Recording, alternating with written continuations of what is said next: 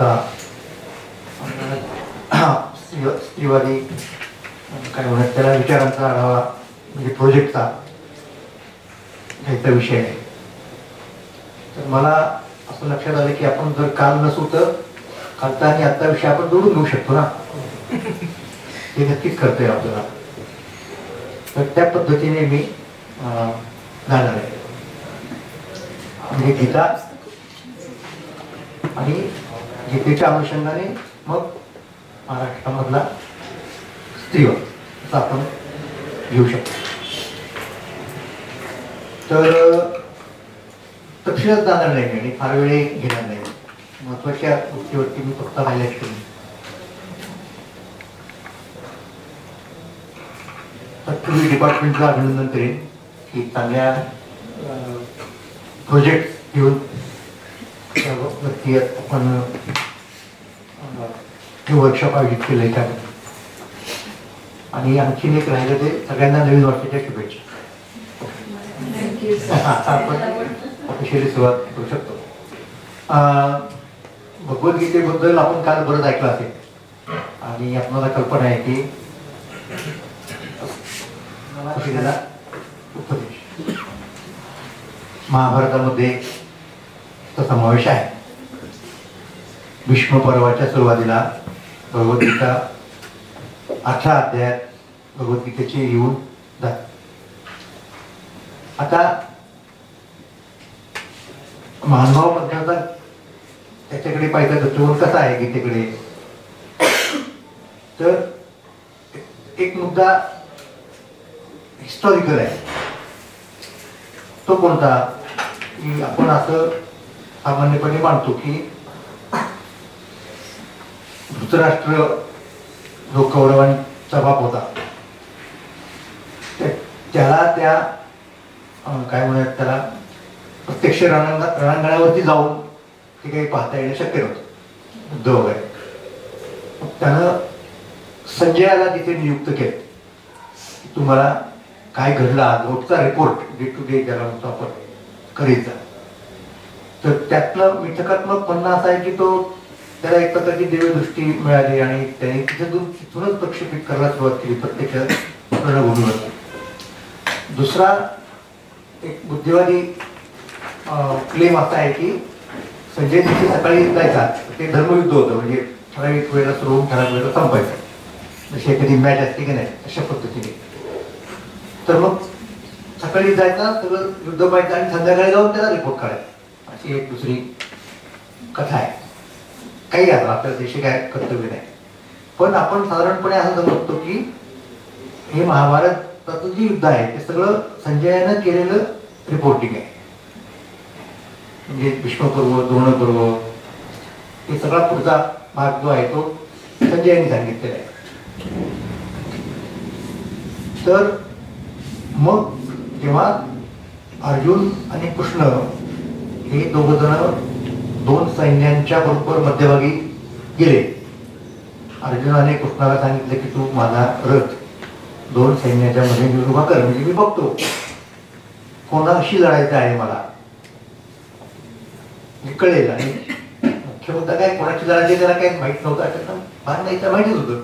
फक्त त्याला ते कोणी कशी कोण कुठे उभा आहे हे खरं त्याला पाहिजे होतं. कोणी कशा प्रकारची व्यूहरचना केलेली आहे सिच्युएशन ज्ञात करून घ्यायचं होतं. म्हणजे जसं क्रिकेटमध्ये आपण बघतो का नाही, फलंदाज जेव्हा येतो बॅट घेऊन स्टान्स वगैरे घेतो आणि मग सगळं एक अशी नजर फिरवतं की क्षेत्ररक्षण कसं लावलंय, लेफ्ट याला ऑनला किती लोक आहेत, ऑफला किती आहेत, ती पलीकडे उभे आहे का, म्हणजे त्याला त्याच्या पद्धतीने पुढे चेंडू मारता येईल. तसंच त्यांनी सांगितलं की तू एकदा बघू देत मला. त्याप्रमाणे तो तिथे कृष्ण त्याचा रथ घेऊन गेला आणि ते सगळं पाहिलं. इनफॅक्ट कृष्णानेच वर्णन करून सांगितलं त्या सगळ्या गोष्टींचं. आणि हे संजय सांगतो धृतराष्ट्र, हा मुद्दा आहे. जेव्हा गीतेची सुरुवात कशी असणार की संजय हुआ, संजयाने सांगितलं किंवा धृतराष्ट्राने विचारलं संजयाला की ही जे माझे आणि पंडूचे आहेत म्हणजे पांडव आणि कौरव यांनी काय केलं ते मला तू सांग. मग त्यांनी सांगायला सुरुवात केली. तर सुरुवातच कशी झाली की अर्जुनाला कृष्णाने सांगितले की तू मध्ये रथ उभा कर आणि मी बघतो त्याप्रमाणे तिथे तो गेला. त्यांनी पाहिलं, मग त्याच्या मनात एक संशय आला की या लोकांशी मी कसं लढू, आपलेच लोक आहेत, दुसरे कुठले नाही आहेत परकीय, असा तो मुद्दा आहे. मग आता लढायचं की नाही लढायचं, लढणं योग्य होईल का, असं त्याच्या मनात एक प्रश्न होता. आणि त्यांनी कृष्णाला विनंती केली की तू त्याचं निराकरण कर, मी लढणं योग्य आहे का स्वतःच्या लोकांशी, स्वजनांशी. आणि मग कृष्णाने अर्जुनाला सांगायला सुरुवात केली असं योग्य आहे ते युद्ध, जरी ते स्वजनांशी असलं तरी सुद्धा. आता हा संपूर्ण महाभारत ग्रंथ आणि नॅचरली गीता हा त्याचाच भाग असल्यामुळं तो छंदोबद्ध आहे, इपिक आहे, महाकाव्य म्हणतो आपण. आणि त्यामुळं कृष्ण आणि अर्जुन यांचा जो संवाद आहे तो सुद्धा कवितेमध्येच आहे, म्हणजे श्लोकबद्धच आहे, अनुष्टुप छंदामध्ये आहे. धृतराष्ट्र संजयाला विचारतो ते अनुष्टुप छंदातच. संजय सांगतो धृतराष्ट्राला काय घडलं ते पण छंदोबद्ध आहे. आणि कृष्ण आणि अर्जुन सुद्धा एकमेकांशी बोलतात ते छंदोबद्ध आहे. तर आता प्रश्न असा येतो की प्रत्यक्षात जो व्यवहार झाला असेल त्यांच्यात बोलण्याचा, कृष्ण आणि अर्जुन यांचा, म्हणजे गीतेचा संवाद, तो कसा झाला असेल, तो असा झाला असेल का जसं आपण गीता वाचतो अनुष्टुप छंदामध्ये.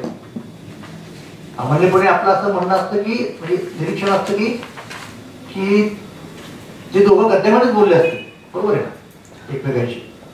म्हणजे अर्जुनाने कृष्णाला प्रोज म्हणजे गद्यामध्येच प्रश्न विचारला असेल आणि कृष्णाने त्याला गद्यामध्ये उत्तर दिलं असेल.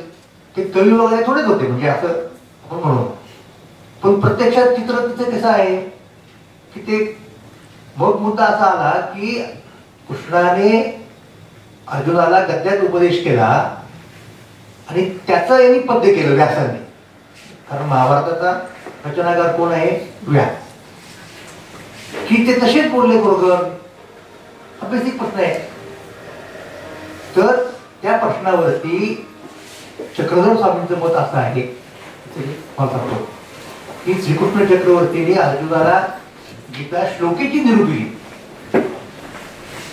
श्लोकातनं सांगितलं. म्हणजे तो शब्दशः ते शब्द, त्यातला प्रत्येक शब्द हा कृष्णाच्याच मुखातून आलेला आहे.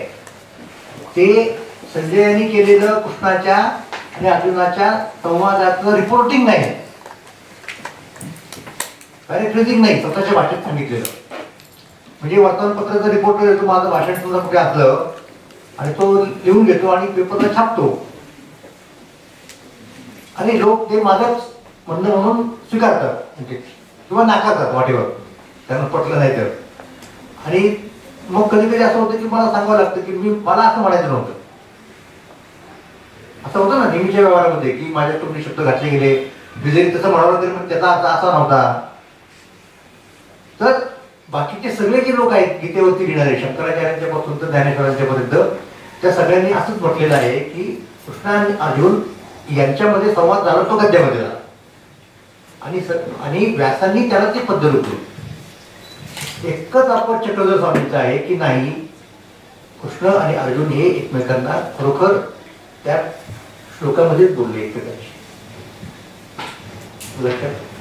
हा इतर लोक आणि महानुभाव संप्रदाय यांच्या गीतेकडे पाहण्याच्या दृष्टिकोनामध्ये अत्यंत महत्वाचा भेट आहे.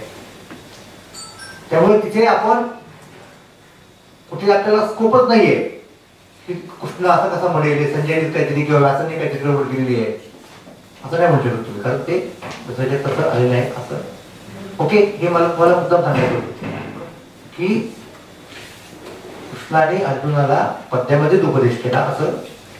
त्याच्यामुळे ती जी वाक्य आहेत ती श्रीमुखीची, जे खुद्द परमेश्वराच्या मुखातून आलेली आहे, ती अशी व्हाया संजय मग वाया व्यास असं टिपल फिल्टर वगैरे असं नाही काय होत, थेट डायरेक्ट असं तुमचं आहे. त्यामुळं गीतेचं प्रामाण्य अधिक वाढलं आपोआपच. कसं वाढलं म्हणजे प्रतिस्पर्धी कोण आहे प्रामाण्याच्या बाबतीमध्ये की वैदिक धर्मामध्ये वेदांना सगळ्यात जास्त महत्व आहे, म्हणून तर त्या धर्माचं नाव वैदिक धर्म पडलं. पुढे वैदिक धर्माने गीतेचाही स्वीकार केला. का केला, केव्हा केला, प्रस्थानत्रयी म्हणतो आपण त्याला, उपनिषद, भगवद्गीता आणि ब्रह्मसूत्र, त्या तपशिलात मी जात नाही. पण जरी तो त्यांनी गीता स्वीकारली तरी वैदिक धर्माच्या चौकटीमध्ये गीतेचं स्थान हे दुय्यम आहे, वेदांचं स्थान पहिलं आहे. आणि कारण वेद ही श्रुती आहे, ऋषींनी ऐकलेली परमात्म्याची वाणी किंवा अशी निरपेक्ष वाणी, आणि गीता ही स्मृती आहे, माणसाने लिहून ठेवलेली आहे, कारण व्यासाने, असं इतर सगळे मानतात. त्यामुळे गीतेचा प्रामाण्य दर्जा कमी होतो. आणि जर समजा एखादी गोष्ट वेदांमध्ये असेल आणि त्यापेक्षा वेगळं मत त्या गोष्टीबद्दल गीतेमध्ये असेल, तर परंपरा असं सांगते की वेदांचं ग्राह्य करायचं, कारण त्याचा क्रमांक 1 आहे. आणि गीतेचा अर्थ वेदांना सुसंगत असा लावायचा. शंकराचार्यांनी असं केलेलं आहे की श्रीकृष्ण भगवान जरी झाले तरी ते वेदाच्या विरुद्ध म्हणतीलच कसं एखादी गोष्ट, म्हणून त्याचा अर्थ जरी सकृत दर्शनी ते तुम्हाला पारंपरिक वेदाच्या विरुद्ध सुसंगत वाटत असेल तरी तसा घ्यायचाच नाही, अर्थ सुसंगतच करून घ्यायचा. हे बाइंडिंग आहे कोणाला, इतर लोकांना, वैदिक प्रमाण अशा पद्धतीने वेदांची चौकट, आणि त्याच्यात तुम्ही गीतेचा अर्थ लावा, त्याच्या बाहेर तुम्ही जाऊ शकत नाही. तर ही अडचण दूर होण्यासाठी चक्रधरांनी काय केलं, म्हणजे ते त्याचं बंद उठलंच आहे, वेद हे काही परमात्म्याने सांगितलेलं नाही, त्यामुळे ते वेद प्रामाण्य मानत नाही, ही गोष्ट बाजूला. पण लोक मानतात, तर मग त्यांनी कमीत कमी एवढी तरतूद करून ठेवली की हे सुद्धा परमात्म्याच्या मुखातनं झालेलं आहे, त्यामुळे त्याचं प्रामाण्य आवाज येत आहे. त्यापेक्षा खाली नक्कीच येणार नाही, आमचं तर म्हणणं ते जास्तच आहे, पण खाली नक्कीच येत नाही त्यापेक्षा. ही महानुभावांची भगवद्गीतेकडे पाहण्याची दृष्टी आहे. आणखी एक मुद्दा मानतो का, तरी काल आला असेल लोकांच्या बोलण्यासाठी मला माहित नाही, पण मानतो. आणि मग तिथून मी स्त्रीवादाकडे येणार. तो काय मुद्दा आहे की मग मानव पंथाला प्रमाण कोणाची वाक्य आहेत जी परमात्म्याच्या मुखात आली ती. श्रीकृष्ण हा परमात्म्याचा अवतार आहे, त्यामुळे ती प्रमाण आहे, म्हणजे मान्य आहे. नंतर स्वतः चक्रधर स्वामी ते परमात्म्याचे अवतार आहे, त्यामुळे त्यांनी जे सांगितलं तेही मान्य आहे. त्या दोघांचाही दर्जा सारखाच आहे, म्हणजे कृष्णाच्या मुखात आलेली गीता असेल किंवा चक्रधरांच्या मुखात आलेली वाक्य असतील, जी सूत्रपाठात नंतर मानवपत यांनी एकत्र केली, त्यांचा प्रामाण्य दर्जा सारखाच आहे इन प्रिन्सिपल, तत्वतः. ओके, कारण स्वतः चक्रधरांनाही गीता प्रमाणात होती, सगळ्यांनाच आहे. फरक कसा होतो तरी सुद्धा, म्हणजे हे झालं इन प्रिन्सिपल. प्रॅक्टिकली घडलं असं की, दोन गोष्टी सांगतो तुम्हाला. प्रॅक्टिकली घडलं असं, आणि ते फार इंटरेस्टिंग आहे की गीता सुद्धा परमेश्वराची कृती आहे, आणि चक्रधरांची वाक्य जी आहेत पुत्रपाठाच्या माध्यमातून एकत्र केलेली ती सुद्धा परमेश्वराची कृती आहे. पण एक कृती संस्कृतमध्ये आहे आणि एक कृती मराठीमध्ये.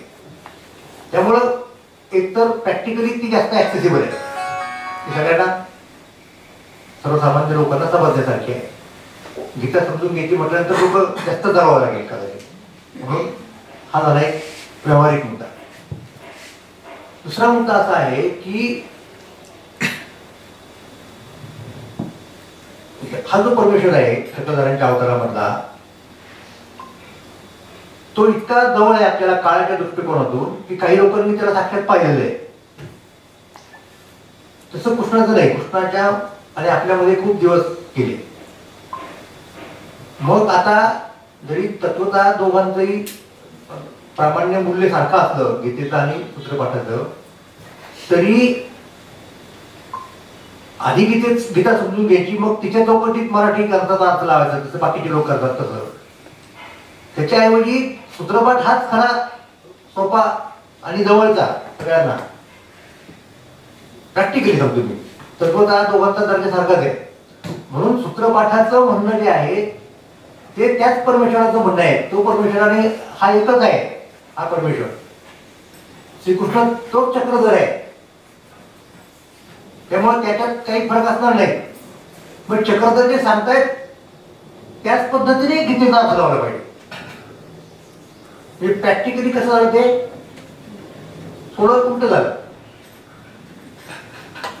म्हणजे आधी गीतेचा अर्थ लावायचा आणि मग त्या चौकटीत सूत्रांचा अर्थ लावायचा असं होत नाही. सूत्रांचा अर्थ आधी आत्मसात करायचा आणि त्याच्यात जे सांगितलेलं आहे तेच श्रीकृष्णाने सांगितलं असतं. श्रीकृष्णाला काय सांगेल अशी गीतेकडे पाहण्याची महानुभावांची दृष्टी आहे. त्यामुळे साहजिकपणे इतर टीकाकार जे आहेत गीतेचे आणि महानुभावांच्या ज्या टीका आहेत त्यात तुम्हाला फरकच आढळणार निश्चितपणे. हा लक्षात आला का भेद, सूक्ष्म भेद कसा आहे तो दोन ठिकाणच्या मध्ये मला सांगितलं.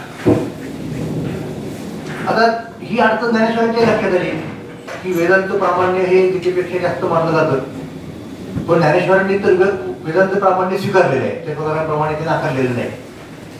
वेद परमात्म्याची कृती आहे ते मान्यच करतात. मग ते मान्य करून सुद्धा गीतेचं महत्व जास्त कसं आहे वेदांपेक्षा हे सांगताना काहीतरी त्यांना एक कृती केलीच पाहिजे.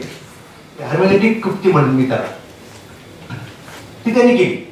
ती काय कृती केली त्यांनी ते असं म्हणाले की अरे वा तुम्ही म्हणता ते अगदी मान्य आहे की वेद ही 100% परमात्म्याची कृती आहे, कुठं नाही म्हणतो. पण मग भगवद्गीतेचं प्रामाण्य जास्त का ते यासाठी जास्त आहे की असा समज आहे ते वेदांमध्येच आहे की वेद हे म्हणजे 3 वेदांचा उल्लेख करून ती रुची आलेली आहे की परमात्म्याचा विश्वास आहे आणि परमात्मा हा झोपलेला असताना तिथंच म्हटलेलं आहे. ज्ञानेश्वरांनी सांगितलं की बघा परमात्मा निर्दिष्ट अवस्थेमध्ये असताना त्यानं जे सांगितलं निश्वासाच्या रूपानं ते वेद आहे. आणि इथे परमात्मा 100% जागा असलेला आहे पूर्णपणे आणि त्यांनी साक्षात स्वतः सांगितलेलं ती गीता आहे. मग आता जास्त प्रमाण कोणाला म्हणायचं गीतेला की वेदांत. हा वेदार्थ सागरू दया निद्रिताचा गोरू तो स्वये श्री सर्वेश्वरू प्रत्यक्ष अनुवादिला. की हा गीतार्थ सागर म्हणजे काय आहे की वेद ज्या परमात्म्याचा झोपेमधला निश्वास आहे तो परमात्मा प्रत्यक्ष समोरासमोर जागृत अवस्थेमध्ये अर्जुनाला गीता सांगतोय म्हणून गीतेचं प्रामाण्य जास्त. म्हणजे ज्ञानेश्वरांनी वेद प्रामाण्य न नाकारता सुद्धा गीतेचं प्रामाण्य वेदांपेक्षा अधिक असू शकतं असा पवित्रा घेतला. हा मुद्दा आहे. आणि इथं त्यांनी स्पष्टपणे सांगितलं की वेद हे आम्हाला प्रमाण नाही केलं कारण ते परमात्म्याच्या वगैरे नाही. परमात्म्याच्या मुखातून आलेले ह्याच गोष्टी आहेत. म्हणजे कोणत्या कोणत्या एक भगवद्गीता, नंतर कृष्णाने उद्धवाला केलेला उपदेश, जसा हा अर्जुनाला उपदेश केला गीतेचा तसा उद्धव नावाचा त्याचा आणखीन एक शिष्य होता, भाऊ पण होता म्हणजे तुलत भाऊ वगैरे. तर त्याला जो उपदेश केला तो भागवत पुराणामध्ये आहे. भागवत पुराणाचा 11वा स्कंद तो उपदेश मला मान्य आहे कारण ते पण श्रीमुखीतच आहे. आणि तिसरं हे चक्रधार आणखीन जे ईश्वर अवतार होऊन गेले त्यांनी काही सांगितलं वगैरे नाही. आता तत्वज्ञान सांगितलं ते पडले नाही. त्यामुळे हे 3 ग्रंथ त्यांना प्रमाण आहे. ओके. आणि त्याच्यात मग नॅचरली यांनी सरळ उपदेश केलेला आहे तेव्हा तो मुख्य धरायचा आणि त्याच्या अनुषंगाने भगवद्गीतेचा किंवा कृष्णाने उद्धवाला केलेल्या उपदेशाचा अर्थ लावायचा. अशी महानुभावांची हर्मेनेटिक स्ट्रॅटेजी ज्याला म्हणू आपण ती होती. आता हे भगवद्गीतेचं मी फक्त महानुभावांचा दृष्टिकोन कसा वेगळा आहे एवढंच सांगितलं कारण खूप महत्वाचा मुद्दा आहे माझ्या दृष्टिकोनातून. आता मी थेट दुसऱ्या मुद्द्यावर येतो. भगवद्गीतेच्या 9व्या अध्यायामध्ये असा एक महत्वाचा श्लोक आहे की मान ही पार्थ व्यपाश्रित्य एपिसिहु पाप योनयः स्त्रियो वैश्याः तथा क्षुद्रा ते प्रियांती परांगती. की माझ्या आश्रयाला आलेले पापयोनी स्त्रिया, शूद्र आणि वैश्य त्या सगळ्यांना मी परमगती देतो. त्याच्या परमगती म्हणजे नेमकं स्वरूप काय,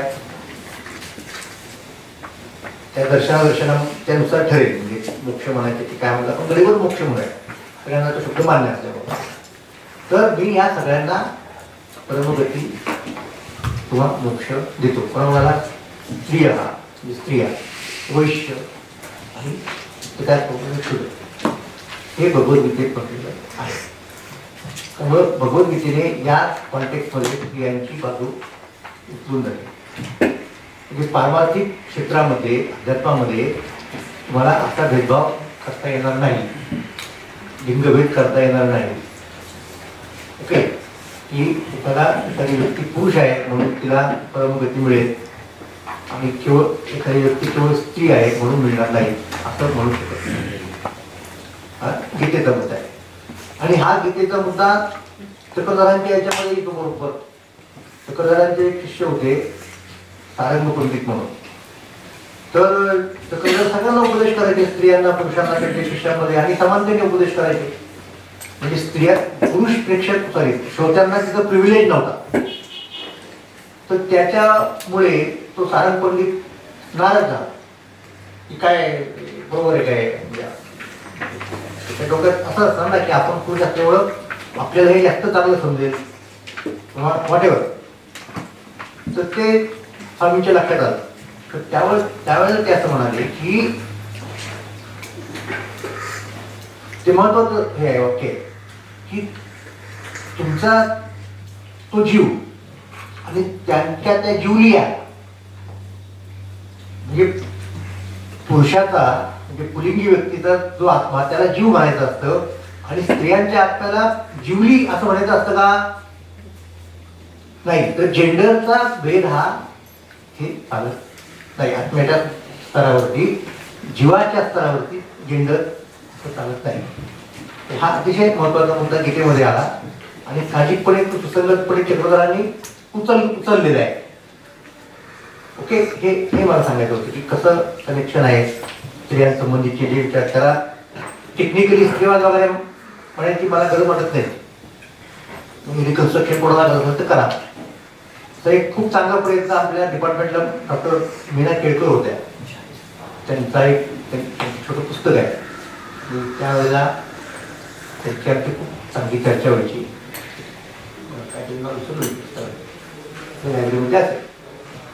दोन पाठ भारतीय तत्वज्ञानाच्या कॉन्टेक्स्टमध्ये म्हणजे अशा पद्धतीने स्त्रियांच्या पक्षाकडे पाहिलं गेलं आता येणं शक्य आहे याची मांडणी त्या पुस्तकात केलेली आहे. तर हा लिंगभेद तिथे नाही. एकनाथांनी अशाच प्रकारे म्हटलेलं आहे. एकनाथ काही गीतेवरची टीका लिहित नव्हते, पण त्यांना गीता पूर्णपणे माहिती होती आणि साहजिकपणे त्यांचाही तोच विचार होता. पण त्यांनी भागवतामध्ये एका कुठेतरी नाही, एका अभंगात त्यांनी असं म्हटलेलं आहे, भागवतात नाही म्हटलं, त्यांनी जीव आणि जीवली असा शब्द नाही वापरला. त्यांनी आत्मा आणि आत्मी असा शब्द वापरला. की पुरुषांचा आत्मा आणि स्त्रियांची आत्मी असं काही आहे का? तर नाही. हे त्यांचं त्यासाठी उत्तर हे मला सांगायचं आहे. आता हे सांगून झाल्यानंतर आणखी एका गोष्टीचा निर्देश करायला पाहिजे. तो म्हणजे कसा, मी जे वाचलं मानव पंथाचं साहित्य त्यावरून मला एक गोष्ट अशी लक्षात आली की श्रवणाच्या बाबतीमध्ये त्यांनी भेद नाकारला, लिंगभेद नाकारला. तुम्हाला मी सांगितलं. पण पुढे जे काही उल्लेख येतात तर ते ऑथेंटिकली, आता इथे परत आत्मनिर्णयाचे मुद्दे येतात बरं का. म्हणजे काही लोकांनी काय केलं भगवान बुद्धांच्या बाबतीमध्ये की स्त्रियांकडं पाण्याच्या बाबतीत एक रिझर्वेशन होतं त्यांच्या मनामध्ये, म्हणून सुरुवातीला संघात स्त्रिया नकोत असं ते म्हणायला लागले. आणि मग त्यांचा शिष्य आनंद आणखी कुणीतरी आग्रह केला की असं करू नका, त्यांना पण त्या कुठे जायचं, त्यांनी मग प्रवेश दिला. पण प्रवेश देताना त्यांनी असं म्हटलं की ठीक आहे, आता तुम्ही म्हणताय म्हणून मी प्रवेश देतो, पण आता संघाचं आयुष्य 500 वर्षांनी कमी होणार असं काहीतरी आहे. आता बौद्ध पंडित अलीकडच्या काळातले काय म्हणतात की असं भगवान बुद्ध म्हणणंच शक्य नाही, ते नंतर कुठल्या तरी पुरुषप्रधान व्यवस्था मानणाऱ्या एखाद्या पण बौद्ध धर्माचा असणार आहे, कुणीतरी ती कथा निर्माण केली असेल. ओके, म्हणजे परत अर्थ कसा लावायचा हे आपल्यावरती आहे, पण तिचे उल्लेख काय तो असा आहे. तसं मला महानुभाव पंथाच्या संदर्भात असं निदर्शनात आणून द्यायचं आहे की उल्लेख कसा आहे की ज्या वेळेला अतिशय थोर अधिकाऱ्याच्या स्त्रिया, जसं मदाईचा अशी कोणी एखादी स्त्री तिचा मृत्यू होतो आणि मग बाकीचे शिष्य विचारतात की आता इथं कसं काय होणार, पुढे गती काय मिळणार. तर त्याच्यामध्ये असं स्वामींनी म्हटलेलं आहे की आता ही पुढच्या जन्मी तिला पुरुष जन्म मिळेल आणि मग तिला मोक्ष मिळेल, कारण त्याच्यासाठी स्त्री देह जो आहे तो अनधिकारी आहे असं त्याच्यात म्हटलं. आता बघा, म्हणजे भूमिका तुम्हाला एक अशी घ्यावी लागेल की त्याचा कसा अर्थ लावला मला माहित नाही. म्हणजे सगळी जी बंद आहेत तपासावं लागेल की नंतर कोणी त्याच्याबद्दल काय कसं भाष्य केलेलं आहे, किंवा मग असा दृष्टिकोन घ्यावा लागेल की हे स्वामी म्हणणंच शक्य नाही, ते पूर्णपणे समतावादी होते, की कोणीतरी गडबड केलेली आहे. तर तो महानुभाव पंडितांचा मुद्दा आहे, तो माझा मुद्दा नाही. मी फक्त हे निदर्शनाला आणून दिलं. महानुभाव पंथामध्ये स्त्रीला या जन्मात मोक्षाचा अधिकार नाही. आणि दुसरं काय सांगितलं की परमेश्वराचा अवतार हा कधी स्त्रीच्या माध्यमातून नाही व्हावा, पुरुष ही सांगितलं. आता याबद्दल सुद्धा असा स्टँड घेता येणं शक्य आहे, तो डिबेट व्हायला पाहिजे आणि तो सिरियसली आणि सिन्सिअरली व्हायला पाहिजे असं मी म्हणतो. आता याच्यापेक्षा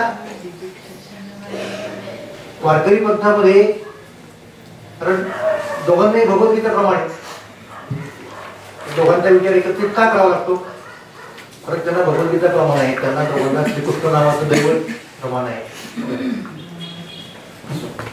तर त्यांचा विचार कसा झाला या ठिकाणी,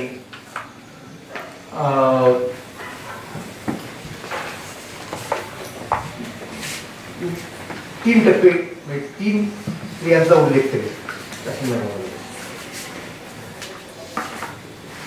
म्हणजे मला जे काय म्हणायचं ते तुमच्यापर्यंत जाईल. चक्रधरांच्या ते उत्तरेकडे गेल्यानंतर काही वर्षांनी, काही दशकांनी राहत ज्ञानेश्वरांचा वगैरे नामदेवांचा जन्म झाला. आणि ही 4 भावंड आहेत, ज्ञानेश्वर, नामदेव, सोपान आणि मुक्ताबाई. तर मुक्ताबाईचा अधिकार हा फार मोठा मान्य केलेला आहे आणि चांदेवासारख्या एका पुरुषाने त्यांचं शिष्यत्व पत्करले आहे. आता अशा प्रकारची परंपरा महानुभाव संप्रदायात सुद्धा आहे. म्हणजे स्त्री गुरु आहे, प्रवर्तक आहे एखाद्या त्याची, आणि पुरुष तिचे शिष्य आहे. हे तिथे दिसतं तुम्हाला चित्र. इथे मी तुम्हाला चांदेवांचा मुद्दा उल्लेख केला आणि त्यातली एक गंमत तुम्हाला सांगितली आहे की मुक्ताबाई फार लहान निवड आहे आणि चांदेव खूप ज्येष्ठ आहे.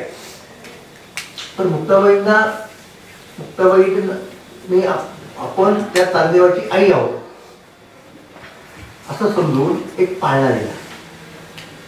तो आध्यात्मिक पाळणा आहे की आई मुलाला पाळण्या नावाच्या एका गीत प्रकारातून अध्यात्म सांगते. असा पाळणा मुक्ताबाईंचा चांदेवाला गेलेला आहे. किती उदाहरण, पण त्याच्यापेक्षा जास्त ग्लेरिंग ज्या म्हणत आपण, हे उदाहरण जनाबाईंचं आहे. जनाबाई म्हणजे नामदेवांच्या घरामधली आणि जनाबाईंना वारकरी संप्रदायामध्ये खूप त्या काळात मान्यता होती. जनाबाईंचं एक वचन आहे की स्त्री जन्म म्हणून न व्हावे उदास. आणि हे मला वचन फार महत्वाचं वाटतं.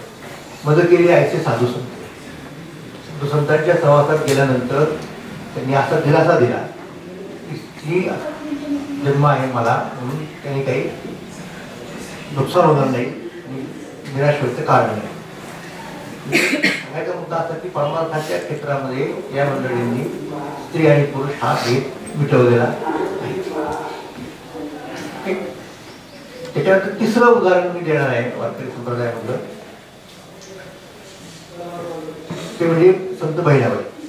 संत बहिणाबाई या तुकाराम महाराजांच्या शिष्या. तर त्यांनी एकूण समाजाची परिस्थिती काय आहे, स्त्रियांच्या संदर्भात दृष्टिकोन काय आहे ते सांगितलेलं आहे. आणि त्याचा कॉन्ट्रास्ट इथे काय आहे नेमकं वारकरी पंथामध्ये, ते त्यांचं आत्मचरित्रच आहे. ते पहिलं आत्मचरित्र आहे म्हणजे मराठीमधलं स्त्रीने लिहिलेलं. त्यात त्या म्हणताय की वेद देती हाका पुराणे गरजती स्त्रियेच्या संगती हित नव्हे. वेद पुराण एक मुखाने सांगतात की स्त्रियांच्या संगतीमध्ये पुरुषाचं हित होणार नाही. मी तो सहज स्त्रियेसाठी देव, मी तर स्त्रीच आहे. आता मला परमार्थाची सोय आता कशी, मला कोण परमार्थ करू देईल, मला कोण उपदेश देईल. परमार्थ करायचा म्हणजे कसं आहे, तो त्याची पद्धत असते बरं ठरलेली. कुठेतरी गुरु मिळावा लागतो, त्या गुरुने उपदेश करावा लागतो. तर बहिणाबाईंचा हे अगोदरच्या काळात चिंता होती, पण त्यांना तुकोबा भेटले आणि बहिणाबाई सांगतात की त्यांनी मला उपदेश केला. कसा केला उपदेश? बहिणीचं भेटला तुका महावाक्य झाले पुका. वेदांमध्ये उपनिषदांमध्ये जी महत्वाची सैद्धांतिक वाक्य आहेत, अहम ब्रह्मास्मी, तत्वमसी, सर्वम खलुइदं ब्रह्म, अयम आत्मा ब्रह्म, अशी 4-5 वाक्य आहेत, त्याला ते महावाक्य म्हणतात. तर तुकोबा भेटले बहिणाबाईला, तर त्यांना असा अनुभव आला की तिथे महावाक्य फुकट काही भेट नाही. सांगती ऐकती ते वैकुंठ लोक धावत जाते. त्यामुळे तिथे तुकोबांनी त्यांना उपदेश केला, त्यांना कवित्वाची स्फूर्ती दिली आणि त्यांनी नंतर अभंग रचना केली. त्यामुळे त्यांना हा मुद्दा तिथे आढळलेला आहे. आणि तो जो महत्वाचा मुद्दा आहे की या जन्मात आहे की नाही मोक्ष, पुढच्या जन्मी प्रमोशन मिळणार, म्हणजे पुरुष जन्म मिळणार आणि मग मोक्ष मिळणार असं आहे का? तर ते म्हणतात नाही. आणि कशावरून नाही, तर ती गंमत अशी आहे की मुक्ताबाईंनी बहिणाबाईंनी आपले 12 पूर्वजन्म सांगितलेले आहेत. आता विश्वास ठेवायचा की न ठेवायचा हा वेगळा मुद्दा आहे, पण त्यांच्या साहित्यामध्ये आहे कुठल्या गावामध्ये कुठल्या कुळात हे सगळं त्यांनी सांगितले. मग वैश्य असतील, ब्राह्मण असेल, असे वेगवेगळ्या कुळ पद्धती येते. आणि त्या म्हणतात की हा जो माझा जन्म आहे 13वा तो शेवटचा आहे, आता मला मोक्ष मिळाला आहे.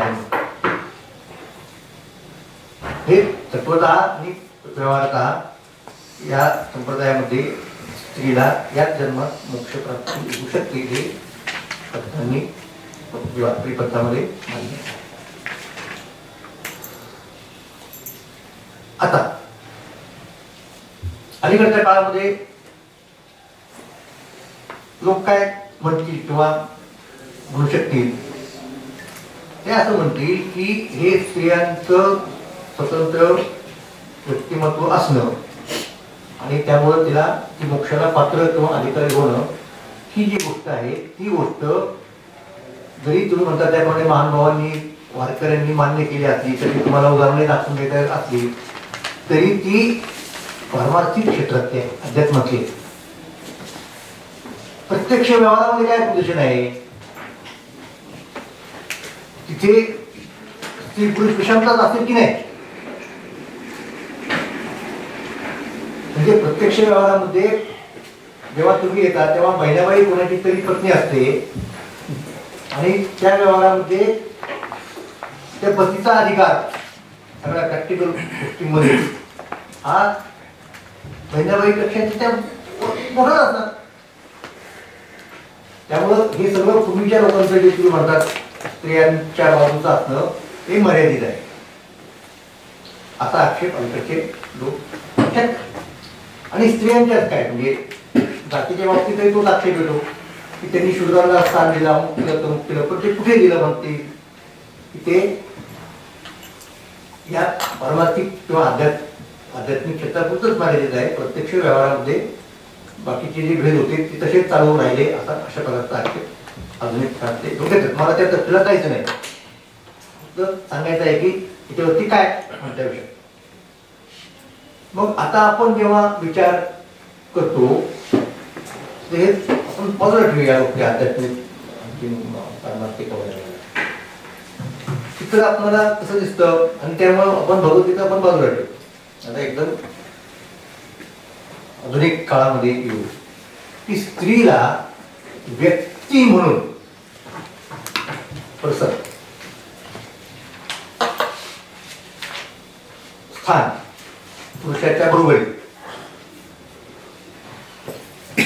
किंवा कसं मिळायला लागलं. आता याच्यामध्ये खूप मुद्दे मानववंशशास्त्राचे आहेत आणि खूप लोकांनी त्याच्याबद्दल खूप अभ्यास केला आहे. आपल्या महाराष्ट्रामध्ये शरद पाटील नावाचे मोठे विचारवंत होऊन गेले. 2-3 वर्षांपूर्वी त्यांचं निधन झालं. तर त्यांनी मार्क्सवादी विचारांना मानवशास्त्राची जोड दिली ती त्यांनी पहिल्यांदा दिली अशातला भाग नाही. खुद्द मार्क्स पासूनच तुम्हाला ते चित्र दिसतं. मार्क्सनं त्याच्या काळचे जे मानवशास्त्रज्ञ होते, लुईस मॉर्गन म्हणून होता, बेशोफेन म्हणून एक दुसरा होता, आणखीनही काही प्रिमिटिव्ह म्हणजे आदिवासी प्राथमिक समाजांचे अभ्यास करणारे समाजांचा अभ्यास करणारे लोक होते.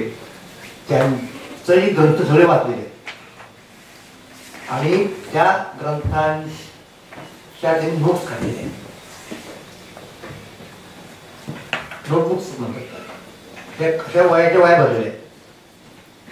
तर बरेच वर्ष मार्क्सवादी मंडळींनी मार्क्सची जी मांडणी केली ती कॅपिटल ग्रंथ हा मुख्य धरून त्याच्या आधारे केली. मग त्या तपशिलात मी जात नाही. अर्ली मार्क्स, लेटर मार्क्स, अगोदरचा आयडियालिस्ट वगैरे, नंतरचा मॅच्युअर, पॉझिटिव्हिस्ट, सायंटिफिक, नॉन युटोपियन, अगोदरचा युटोपियन, गिलियन, त्याच्यावरती खूप चर्चा झाली आहे. मला फक्त एकच मुद्दा सांगायचा आहे, तो असा आहे की अलीकडच्या काळामध्ये काही लोकांनी मार्क्सच्या नोटबुकचा अभ्यास केला, टिपण वयांचा. मार्क्सने काय काय वापरले म्हणजे मार्क्सने उदाहरणार्थ हेनरी मेन नावाचा असं त्यावेळेला कायदेतज्ञ आणि अनुषंगाने समाजशास्त्रज्ञ होता. त्यांनी हिंदू कायद्याबद्दल लिहिलेलं आहे, भारताच्या समाजाबद्दल लिहिलेलं आहे, ते पण मार्क्सने वाचलं. पूर्वीचे खूप त्याची जर्मनी मधला माउलर नावाचा एक महत्वाचा शास्त्रज्ञ होता, त्याची पुस्तकं वाचली.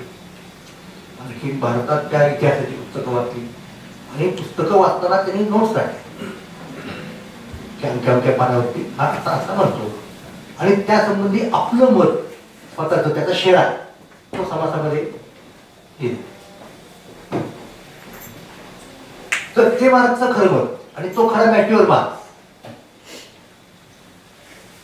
त्यामुळं अगोदरचा म्हणजे अर्ली आणि लेट तर मुद्दा नसून लेटेस्ट हे आपण पाहिलं पाहिजे. म्हणून त्यामुळं मार्क्सच्या अभ्यासाला एक वेगळी दिशा मिळाली.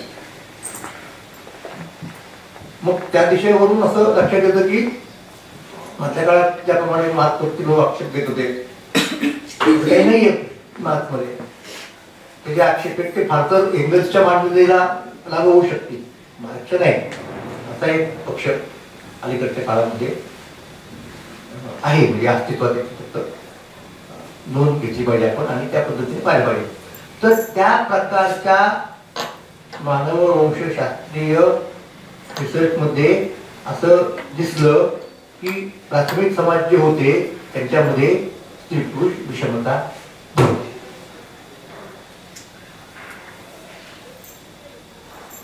नंतरच्या काळात ती हळूहळू दाखल झाली आणि पुरुषांचं वर्चस्व स्थापन झालं असं ती चित्र आहे. आता त्याची गंमत अशी आहे की जेव्हा अशा प्रकारची समता होती समाजामध्ये, तिथे गंमत आहे. हे तर मी सांगतो, म्हणजे माझं मत सांगतो. त्या काळच्या समतेमध्ये त्या काळच्या स्त्रियांना किंवा पुरुषांना आपण व्यक्ती आहोत याचं भान होतं का? म्हणजे समतेमध्ये दोन प्रकार आले. व्यक्तित्वाचं भान असून जी समता असते ती, आणि व्यक्तित्वाचं भान नसताना म्हणजे स्पॉन्टेनियस स्वाभाविक अशी आपण समता म्हणूया. तर मला असं म्हणायचं आहे की प्राथमिक समाजामध्ये जर समता असेल स्त्री पुरुषांची तर ती अशा प्रकारे व्यक्तिभान निरपेक्ष समता समता.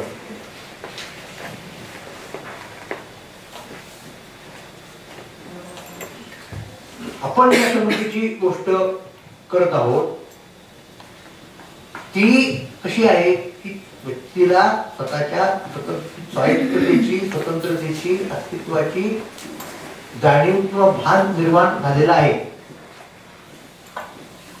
आणि त्या भानासह ती समता आहे.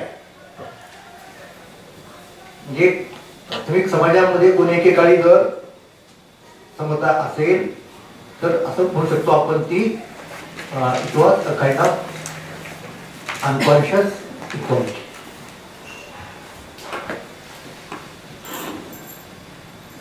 मग पुढे काय झालं, आपण बाकीचे म्हणजे टप्पे सोडून द्या, आपण या टप्प्यावरती येऊ की कधी ती निर्माण झाली स्त्रियांमध्ये अशा प्रकारची आणि अर्थात पुरुषांमध्ये व्यक्ती म्हणून आपण वेगळे आहोत. ही जाणीव भांडवलशाहीच्या काळात निर्माण झाली. व्यक्तीला व्यक्ती बनवण्याचं श्रेय हे भांडवलशाहीचं आहे.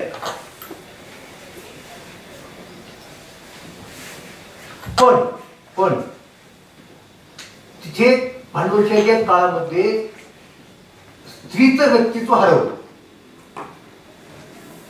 म्हणजे तिथे मर्यादित व्यक्तिमत्व म्हणजे ओके म्हणजे समता गेली, पण काही लोकांना आपण व्यक्ती असल्याचा हे भान हा मुद्दा आहे. आणि ज्या वेळेला तो टप्पा ओलांडून पुढे जातो आपण आणि ते मार्क्सच्याच पद्धतीने किंवा कमीत कमी त्या पद्धतीने गेले पाहिजे असं नाही. मी आता काही मार्क्सचं तत्वज्ञान सांगत नाहीये तुम्हाला, त्याची आवश्यकताही नाही. ते आपण स्वतंत्रपणे समजून घेऊ शकतो आणि मांडू शकतो. मुद्दा असा आहे की हा जो तिसरा टप्पा मी सांगतोय त्या टप्प्यामध्ये कॉन्शियस इक्वालिटीचा मुद्दा आला की आम्हाला आमच्या व्यक्तिमत्वाचं भान आहे तरीही समता आहे. म्हणजे भांडवलशाहीच्या याच्यामध्ये समता जाते आणि व्यक्तित्व येतं. अगोदरच्या अवस्थेमध्ये समता असते पण व्यक्तित्व नसतं आणि ज्याला आपण आदर्श अवस्था म्हणू त्याच्यामध्ये असं असलं पाहिजे की व्यक्तित्व प्रत्येकाने प्रत्येकाचं जपून सुद्धा सगळ्यांच्या मध्ये समता असेल. तर अशा प्रकारची समता भांडवलशाहीच्या काळामध्ये नव्हती. मग तिथे स्त्रियांनी बंद केलं किंवा स्त्रीवादी विचारवंतांनी बंद केलं की आमच्या व्यक्तिमत्वाचं काय हा बंद. आणि तिथं मग तो सगळा डिस्कोर्स सुरू झाला. मग आता इथे आपण असं म्हणू नाही शकत की आध्यात्मिक व्यक्तिमत्व आहे स्त्रीला, पण लौकिक व्यक्तिमत्वाचं काय, आर्थिक व्यक्तिमत्वाचं काय, हा बेसिक मुद्दा आला. व्यक्तिमत्वाचा मुख्य भाग की ज्याला मार्क्स आणि त्या सगळ्या लोकांनी सांगितलं की नाही हे मुख्य आहे. आपल्याकडे 19व्या शतकामध्ये लोकांना जागृती आली आणि ते स्त्रियांसाठी काम करायला लागले. कोण आगरकर, कर्वे वगैरे वगैरे. तर हे त्यांचं काम थोडंच आहे प्रश्नच नाही. पण मुद्दा असा आहे की त्यांच्यामुळे समजा स्त्रिया शिकल्या, स्त्री शिक्षणाला त्यांनी पुरस्कार केला आणि त्याप्रमाणे शाळा निघाल्या वगैरे वगैरे शिकून. पण शिकून झाल्यानंतर सुद्धा जोपर्यंत प्रत्यक्ष ती अर्थार्जन करत नाही तोपर्यंत तिला ते व्यक्तिमत्व प्राप्त होत नाही. म्हणून मग केतकर आपले थोर काय म्हणायचं त्याला समाजशास्त्रज्ञ होते, ज्ञानकोश वगैरे त्यांनी लिहा. त्यांना मानणारे श्री के क्षीरसागर नावाचे एक मोठे समीक्षक होते.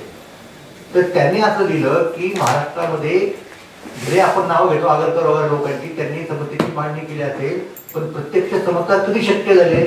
ज्या वेळेला 1927च्या दरम्यान महामंदी आली आणि मध्यमवर्गीय कुटुंबामध्ये एकट्याच्या पगारावरती संसार चालणं शक्य नाही असं दिसून आलं आणि मग त्या मध्यमवर्गातल्या बायका नोकरी करायला लागल्या, पैसे आणायला लागल्या मिळून, तेव्हा त्यांना व्यक्तिमत्व प्राप्त झालं खऱ्या अर्थाने. तिथल्या गोष्टी पोथीच आहेत.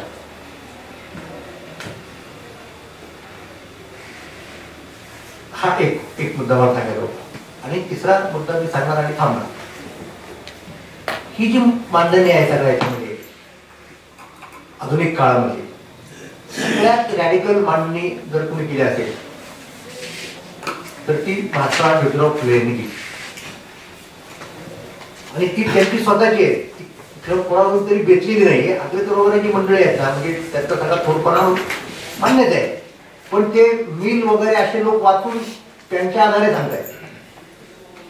फुल्यांनी अशा काही गोष्टी सांगितल्या आहेत की ज्या कुठेही पाश्चात्य विचारात पण नाहीये, की त्यांचं ओरिजिनल कॉन्ट्रीब्युशन आहे. आणि ते तुम्हाला कुठे दिसतं नेमकं? तर फुल्यांच्या सत्यशोधक समाजात मध्ये असलेले एक सदगस्त होते, त्यांचं नाव आडनाव शिंदे. तर त्यांची कन्या ताराबाई शिंदे म्हणून होती. त्यांनी स्त्री पुरुष तुलना असं लिहिली आणि त्या पुस्तकावर टीका केली मग त्यावेळेच्या पुरुष लोकांनी. तर त्या ताराबाईची बाजू घडवलं लिखाण फुल्यांनी केलं. सत्सार नावाचा एक त्याने अंक काढला, त्या सत्सारमध्ये ते लिखाण आहे. पण त्यामध्ये तुमच्या असं लक्षात येईल की फुले हे नुसते फेमिनिस्ट नाहीत, ते अल्ट्रा फेमिनिस्ट आहेत. त्याच्याही पेक्षा पुढचा टप्पा त्यांनी काढला. आणि तो आता हे कदाचित आजच्या स्त्रीवाद्यांना ती भूमिका मान्य नाही होणार. म्हणजे कसं पूर्वीचं जे होतं की नाही ते त्यांनी उलट केलं. पूर्वीचे भारतातले लोक असं म्हणायचे, विचारवंत, जगातले अनेक असं म्हणायचे कदाचित की स्त्री दुय्यमच आहे. इतकंच नव्हे तर ती दुय्यमतेला काय मानायचं, तर तिच्यामध्ये अनेक दुर्गुण आहेत. अमृतम, साहसम, माया इत्यादी इत्यादी असं मनुस्मृतीमध्ये म्हटलेलं आहे. ती स्वभावतःच खोटी आहे, बोलणारी फसवणारी आहे. माया वगैरे त्या शब्दाचे अर्थ ठेवतात. तर फुले अशी भूमिका घेतात की जिथे फुले हे हेगेलची मार्क्स आणि फ्युरबाक यांनी हेगेलला जी मेथड लावली आणि मार्क्सने क्लासिकल इकॉनॉमिक्सला जी मेथड लावली तिला म्हणतात ट्रान्सफॉर्मेटिव्ह मेथड. म्हणजे सब्जेक्ट आणि प्रेडिकेट यांची उलटपालट करायची, उलट करायचं चित्र. तर ती मेथड फुले वापरतायत. फुल्यांना मार्क्स काय माहित आहे किंवा अशा प्रकारची सैद्धांतिक पद्धती शास्त्रीय चर्चा आपल्याला होत नव्हती. आणि फुले असं म्हणतायत जे फ्युरबाकनी लावली होती, सगळ्या धर्मांना त्यांनी अशी मेथड लावली आणि सांगितलं की मनुष्य हा खरा सब्जेक्ट आहे, ईश्वर प्रेडिकेट आहे. माणसं काय करतात, स्वतःमधल्या सद्गुणांचं ऍब्स्ट्रॅक्शन करतात आणि ते ऍब्स्ट्रॅक्शन बाहेर प्रोजेक्ट करून ईश्वराची कल्पना निर्माण करतात. म्हणजे सर्वज्ञ, सर्व सामर्थ्यशाली हे माणसामधल्या स्वतःच त्याच्या गुणांचं एक एक गुणांचं ऍब्स्ट्रॅक्शन आहे. आणि असं माणूस नाहीये, पण तुम्ही कल्पना तर करू शकता. मग ती कल्पना केलेली अस्तित्व म्हणजे माया आहे, तो म्हणजे ईश्वर. ते ट्रान्सफर उलट केलं मग म्हणजे फ्युरबाक आणि मार्क्स या मंडळींनी पुढे. कसं फुले असं म्हणतात की अमृतम दास माया वगैरे हे जे दुर्गुण आहेत ते खरं तर पुरुषाच्या अंगातले दुर्गुण आहेत. पुरुषांनी ते स्त्रियांच्यावरती आरोपित केले.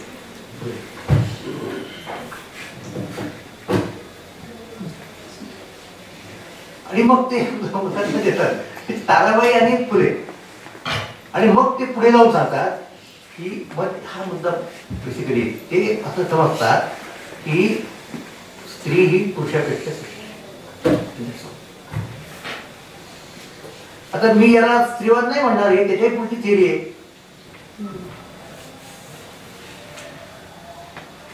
आता स्त्रीवादामधला पुष्कळ असं होतं की तो जो स्त्रीवाद असतो तो नेमका जिन्नोरी स्त्रीवाद आणि तो वर्तनी वाटणारा स्त्रीवाद.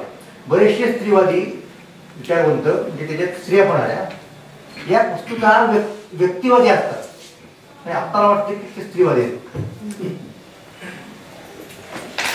त्यामुळं या सगळ्या जुन्या स्त्री लेखिकांची वगैरे परत एकदा चर्चा झाली पाहिजे किंवा हे स्त्रियांचं स्वातंत्र्य वगैरे ते मांडतात गोष्ट खरी आहे, पण ते स्त्रीवादी भूमिकेतून मांडतात की व्यक्तिवादी भूमिकेतून मांडतात. त्या दोन भूमिकांमध्ये फरक करता आला पाहिजे आपल्याला. आणि मग कदाचित तुम्ही असं लक्षात येईल की नाही अरे स्त्रीवादी नाही हे व्यक्तिवादी. आणि निश्चितपणे स्त्रीवाद हा व्यक्तिवाद या गोष्टीपेक्षा वेगळा आहे. आगरकरांचा स्त्रीवाद हा व्यक्तिवादी वगैरे वगैरे वगैरे. थँक्यू.